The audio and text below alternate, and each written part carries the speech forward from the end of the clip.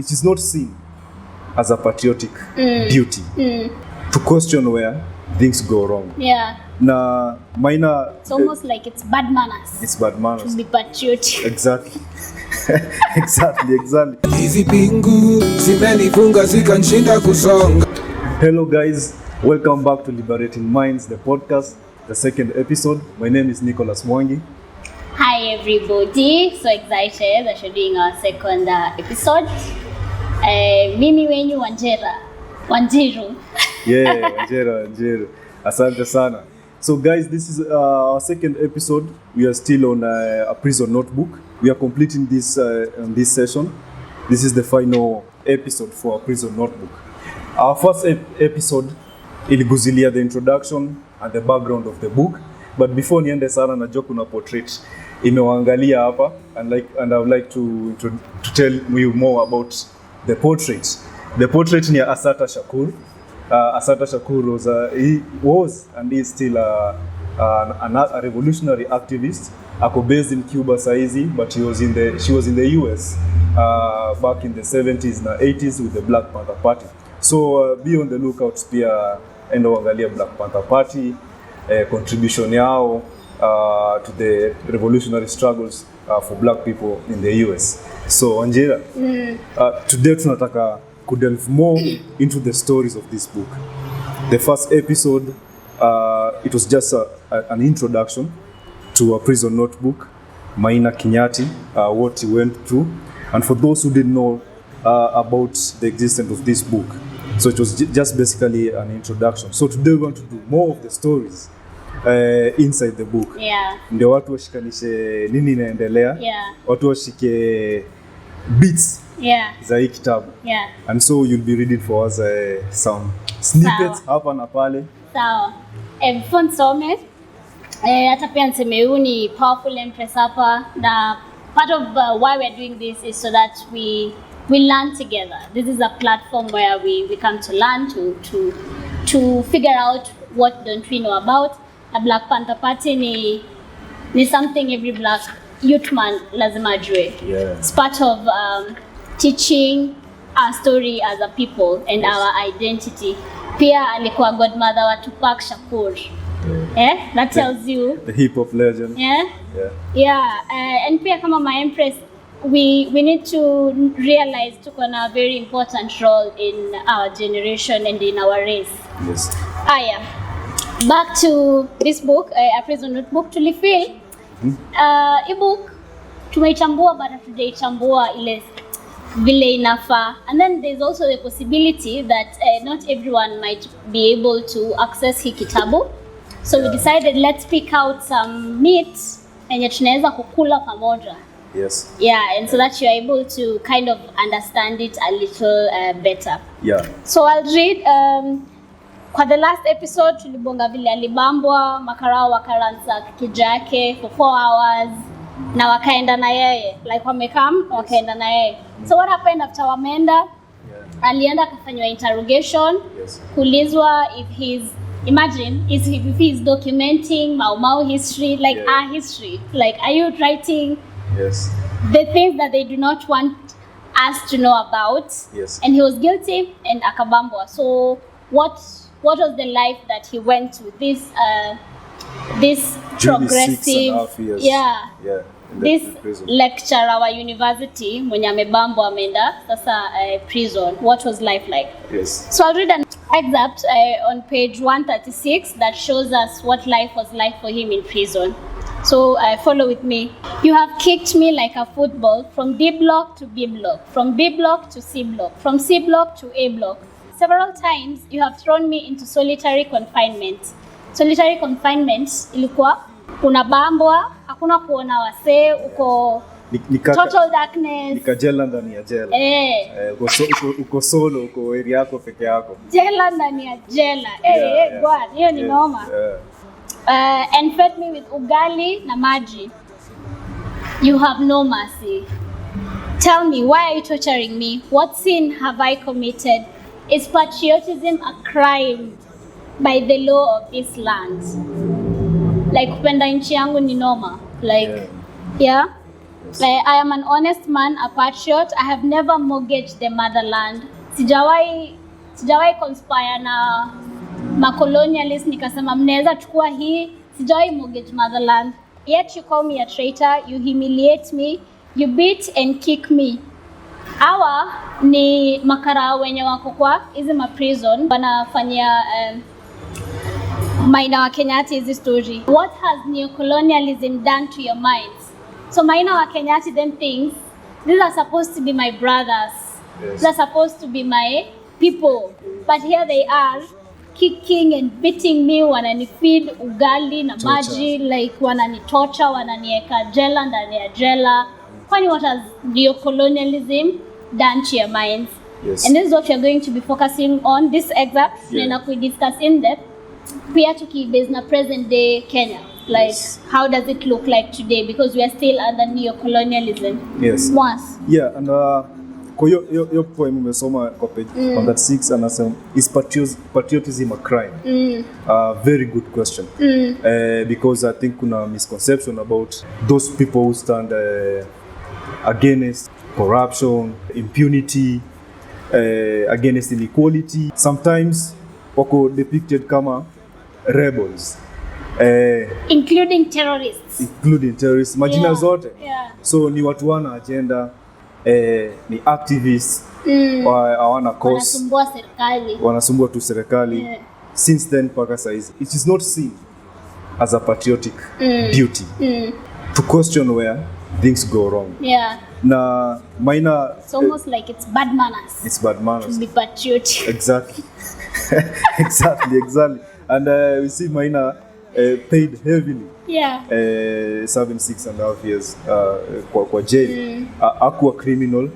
Nothing serious that alikuwa amefanya. He was just a researcher who had questioned what the state then and how ilikuwa inaendelea. Yeah. So for me naangalia in Angolia ameuliza, is patriotism a crime by the law of this land? Yes. Can we look at people who have been patriotic before? Yeah. And look at what has happened to them. Tukiangalia, we can go way back. Like, it's always been a very hard road to choose to walk on. Yes. As a Kenyan. Yes. Because if you're not fighting the colonial governments, then you're fighting the neocolonial government, which is our present reality right now. Bado tuko kwa ukoloni mambo leo. Yeah. We look at Modoni, we look at Mekatilili, Mora, Kemathi, Makansing, Pioga Mapinto, General Baimunge, Bildad Kagia. They have always been punished for what they believed in and what they stood for. Na kama ujua wase, do a quick Google search. Yes, tafuta na wase.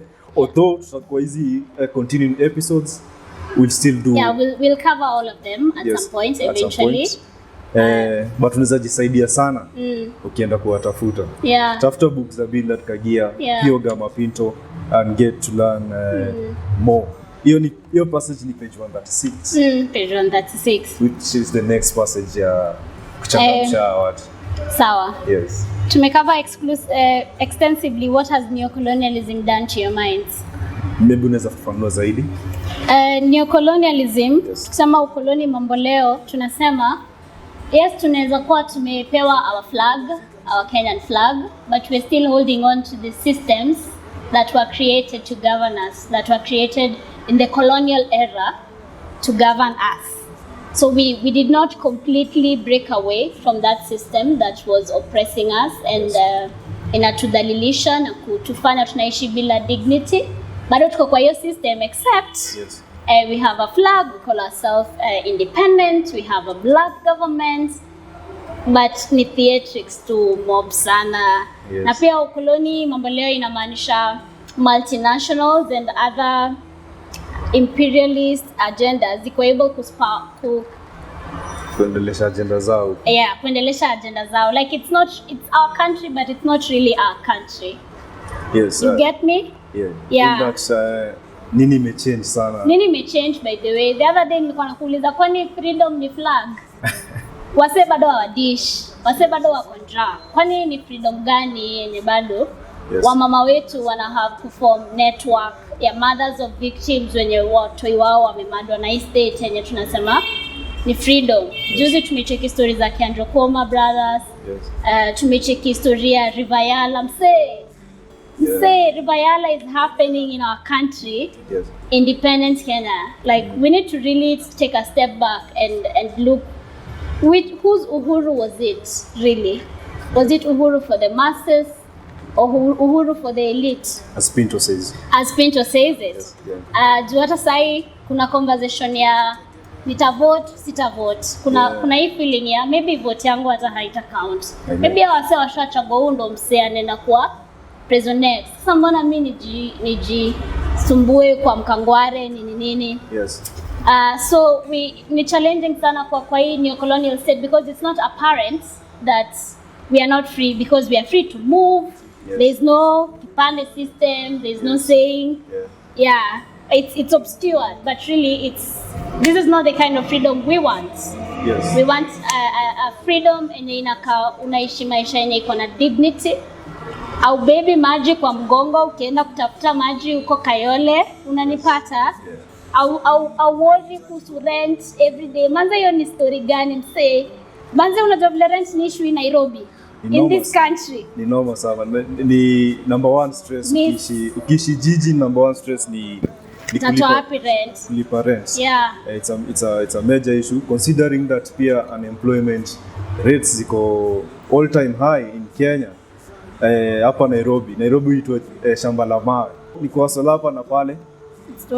Just to survive.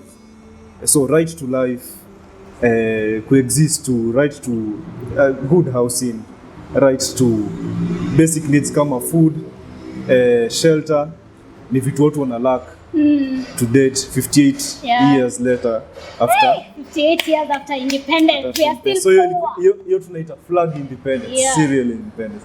So what was the other page we wanted to read? So we want to read page 176. Page 176 of the prison notebook is the second passage from e-book. Hatuwezi soma e-book yote, just giving snippets with this second episode kujulisha tu vitu mob kuhusu hii kitabu. Hiyo ingine unaweza tafuta. Hii kitabu ni available in many bookshops. So Anjeli stuff. So Professor Maina Wa Kinyatti, at the time of his arrest, he was married to Mumbi. I think they are still married. And also during E period enye alikuwa arrested, Mumbi had her own struggles also as someone who's married mse mwenye ako ndani na ako ideologically clear. So this is a conversation of what looks like when Mumbi goes to visit Maina Wa Kinyatti in prison. Visitation ilikuwa once a month. So for the purpose of you understanding, Mwas is going to play Maina Wa Kinyatti and I'm going to play Mumbi. Yes. Just listen. Okay, come closer to the wire mesh window. Can't you see my waist is manacled? My wrists are shackled and my ankles are chained. Wipe your tears and calm down. This is not the end of the world. You should know that your strength is the source of my courage. Come, my dear wife. I cannot stand to see you in those chains. Why should they chain you like a common criminal, like a common thug? I thought they would respect your political stance, treat you like a prisoner of conscience. After all, you have not committed any crime against the state. Your crime is the crime of thoughts. In essence, you're an innocent citizen. Come nearer to the wire mesh and listen. There is no justice in this country. There are no differences between the Moi Kanu regime and the Botha regime in South Africa. The only difference is that Moi is black and Botha is white. Only those who oppose social exploitation and the oppression of human beings are arrested and imprisoned. You know very well that Nelson Mandela had committed no crime when the apartheid regime sentenced him to life imprisonment. The racist regime wants him to die in prison. But after 23 years in an iron cage, he has refused to die. Instead, prison has hardened his will and determination and made him a beautiful human being. Equally, the Moi Kanu regime will not be able to force me to betray the motherland, no matter what they do to me. These shackles, therefore, should not frighten me. They are the symbols of courage and patriotism. They separate me from those coward, reactionary intellectuals in the University of Nairobi and Kenyatta University who hide under their beds when the truth is being discussed. God anakuja ana interrupt your conversation and someone listen. How many times do I have to tell you not to discuss politics? If you continue, I will have no choice but to terminate this interview and take you back to yourself. Is that what you want? Your conversation should center around your family, relatives, and you, woman. Stop those tears. They are meaningless here in prison. You should have advised your husband not to fuck around with the Nyayo government. Go ahead and talk, but keep politics aside. Yes, go on. This is very interesting. These are their terms for your release. They want you to renounce your political convictions, to denounce Marxism and communism, and to support Nyayoism. This must be done in writing. In short, they want you to sing the Nyayo tune. To me, that is a sellout deal. They want to make a traitor out of you. I felt like urinating in their mouths. What do they think we are? Buffoons? Go on. What else? They want your answer today at 3 p.m. Listen carefully. Tell them that I am not for sale, that I chose prison because I cannot betray those ideas that made me walk with my shoulders held high and my head unbowed. In short, tell them that I did not send them an application for my release. That's hot. Yeah. And then the guard disturbs them again. Time is up. Say goodbye to your wife. But please, give us 3 more minutes. All right, 1 more minute. But remember, you're not going to fuck with my job. Sheria ni sheria. Vileto makarao bonga mse. Sheria ni sheria. Like I was telling you, if we don't compromise our political stance, if we don't surrender to the ugliness of neocolonialism, we'll be the patriotic seeds of the new society, and our people will immortalize us. 1 minute is over. Time is up. Do you hear me? How cruel can a human being be? Okay, I'll come next month. Stay strong. Remember, when I was dragged out of the house, we never said goodbye. Sometimes it is very hard to say goodbye. It is very hard without you. But I will not compromise with the Comprado dictatorship. They will have to kill me first. The guard now asks, prisoner, step out of the visiting booth before I knock your damn teeth out. You're just as bad as common criminals. Kwani unataka kunimwagia unga? Twende na wewe mama kwenda zako. Why do you want to mess with my job? Now let us go. And you woman, go. Yani? Yes. Kwani unataka kunimwagia unga? Kara aliuliza hivyo. This is where it came from. Wow, but that is an example of a conversation Maina would have with his wife when they're visiting. Sometimes it would be a very sad visit when it's really hard on both of them and it's just tears, etc. But hiyo conversation tumesoma ina put into context the struggle of Nyayoism at that time, na ideolojia, communism, na Marxism, na capitalism, which is something that we will get into much later as we continue the episodes. Yeah, I don't know if this situation may change. I've not been to Izima prisons, but I don't know, visitation kama ni once. Kuna prison reforms. Sidhani wanalala kwa floor, but ilikuwa noma. Lies nini. I think if vile Maina Wa Kinyatti alikuwa prison, it was about dehumanizing him, making him live in deplorable conditions for a human being. Ndio sell out.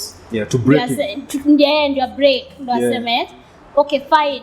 Sawa, nimesurrender. Nyayo tosha. Because on the passage called page 179, Mumbi akimwambia the terms of the release. Are first denounce your belief in ideology.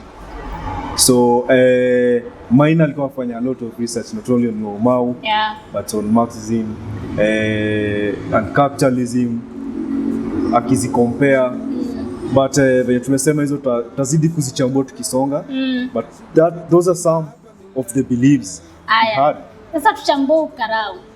Role yake na pia ideological role ya ukarao. Ni gani? History yote. Amesema hataki kumwaga unga. Hataki kumwagiwa unga. Yeye ako tu hapo for his unga. By the way ako tu wera. Hata hakei by the way whatever nini. But our wase ndio wana uphold this system. Without our say system ingedunda. Yes. Maybe we'll get into it much later, but it's important to realize that the personal is political. Yes. Kama individual, vitu na do, they are very, very political. Including who choose not to elewa my country and my history and whatever. That's a political decision. Choosing to understand my history and know who I am, that's a very political decision. Yeah. Going down to the food we eat, etc., etc. Yeah.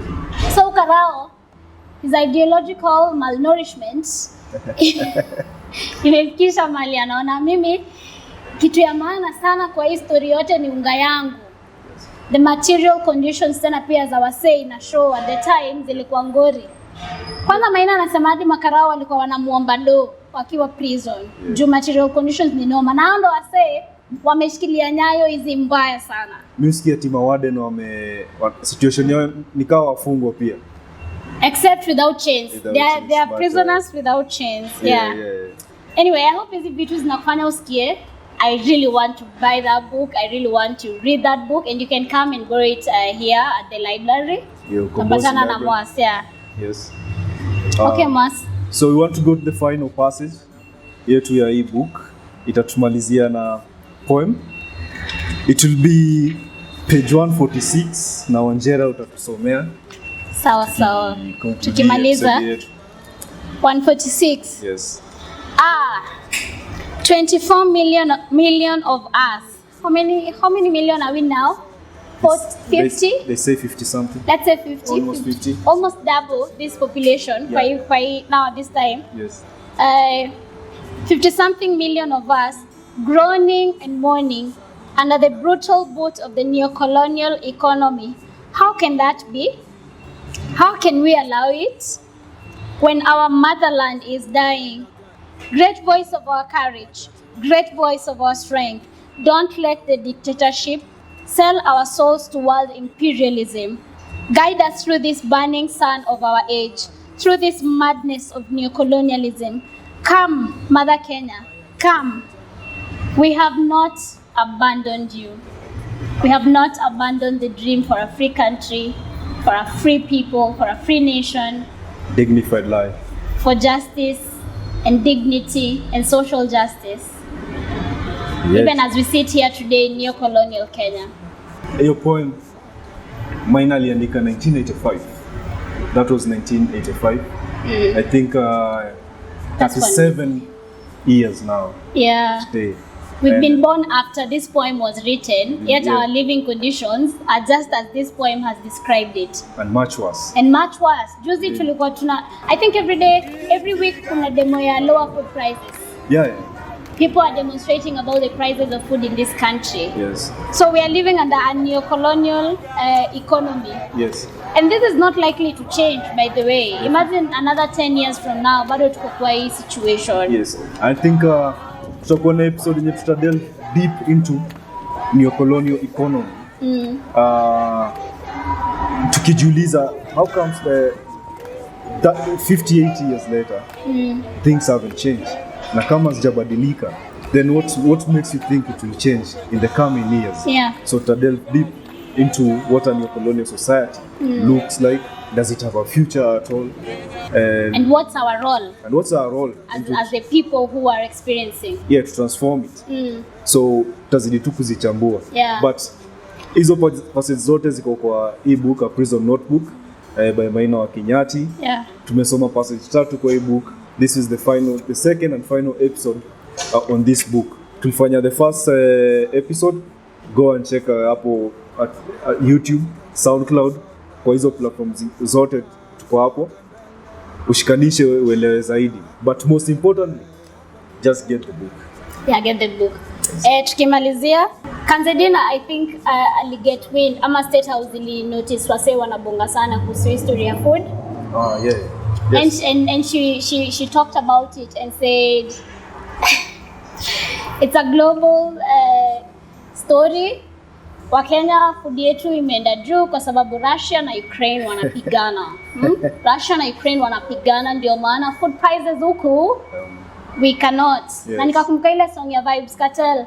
Anye nasema them really take poor people.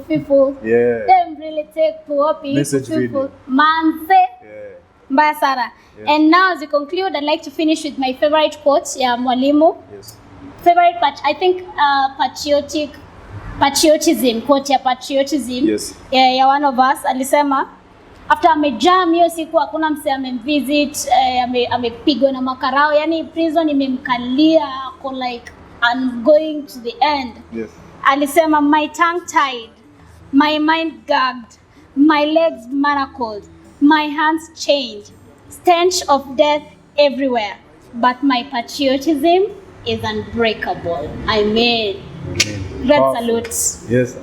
Thank you so much guys. Tuchekiane next episode. Tutakuwa tunachambua book difference. So guys, thank you so much for watching. Please like, subscribe and share. Tafadhali share so that other people can also join in. We need a society yenye inaelewa who they are and what is it that they are doing. And we'll see you in the next video. Sawa sawa. When we lose our fear, they lose their power. I'll see you next time. Hizi pingu zimenifunga zikanishinda kusonga mbele, nashindwa kanta shinda hapa milele. Nahitaji ukombozi sahi, nahitaji